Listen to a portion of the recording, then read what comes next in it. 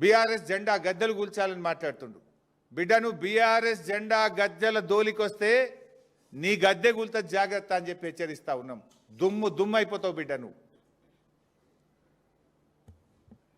అయినా BRS party నువ్వు కూలిస్తే BRS party ఏదో జెండా గద్దెల్లో లేదు, ప్రజల గుండెల్లో ఉన్నది బీఆర్ఎస్ పార్టీ. బీఆర్ఎస్ పార్టీ జెండా గద్దెల్లో నువ్వు కూలిస్తే పోయే పార్టీ కాదు. తెలంగాణ ప్రజల గుండెల్లో పుట్టిన పార్టీ బీఆర్ఎస్ పార్టీ, ప్రజల హృదయాల్లో ఉన్నటువంటి పార్టీ బీఆర్ఎస్ పార్టీ. ఈ హౌలా మాటలు బంద్ చేయి, పిచ్చి పిచ్చి మాటలు బంద్ చేయి. 6 గ్యారంటీల మీద దృష్టి పెట్టు. నిన్న కేబినెట్ మీటింగ్ జరిగింది. రాష్ట్రంలో రైతులు ఆశగా ఎదురు చూసినారు.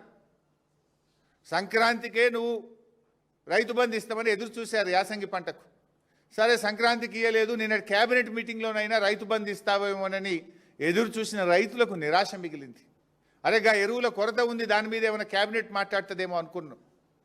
రైతు బంధు గురించి ఒక ప్రకటన వస్తుందని ఎంతో ఆశగా ఎదురు చూశారు రైతులు.